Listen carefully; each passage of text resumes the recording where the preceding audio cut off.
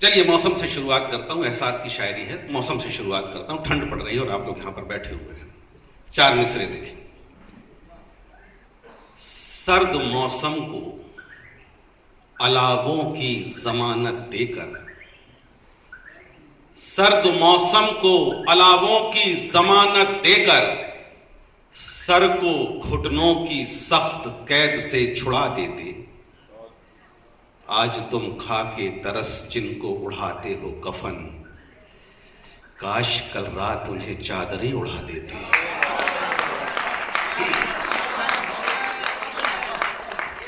कि सर्द मौसम को अलावों की जमानत देकर, सर को घुटनों की सख्त कैद से छुड़ा देते। आज तुम खा के तरस जिनको उड़ाते हो कफन, काश कल रात उन्हें चादरें उड़ा देते। ये चार पंक्तियां, ये देखें, एक चित्र बनेगा आपके सामने। मैंने कहा मौसम को ये चार पंक्तियां दे रहा हूं। यकीनन आप सब ने एक मंजर जरूर देखा होगा। कड़कड़ाती ठंड में किसी शख्स को फुटपाथ के किनारे बिना कुछ ओढ़े सोता हुआ आपने जरूर देखा होगा। आपके जहन में, आपके दिल में ये बात आई होगी कि इसे ठंड क्यों नहीं लगती। एक बार मैंने ये मंजर देखा, मेरे जहन में ये बात आई कि इसे ठंड क्यों नहीं लगती, और मेरे एहसास ने जो जवाब दिया कि उसे ठंड क्यों नहीं लगती। अगर बात अच्छी लगे तो आशीर्वाद दीजिएगा। आप उस मंजर को आंखों के सामने रखें कि कड़कड़ाती ठंड में कोई फुटपाथ के किनारे बिना कुछ ओढ़े सो रहा है और उसे ठंड क्यों नहीं लग रही है। कि नींद की बंदिशों में आंख कहां जगती है। नींद वो शय होती है साहब कि आप शमशान में भी बैठे हो और आप सर टिका के सो लेते हैं, ये नहीं देखते कि जिससे सर टिकाया ये कब्र है किसी की। कि नींद की बंदिशों में आंख कहां जगती है।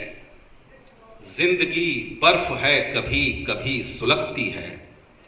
बेबसी, मुफलिसी, गम, दर्द, जिल्लतें, आंसू, इतने कपड़ों में भला ठंड कहीं लगती है।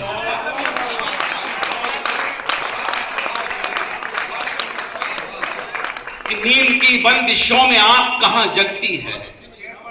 जिंदगी बर्फ है कभी कभी सुलगती है।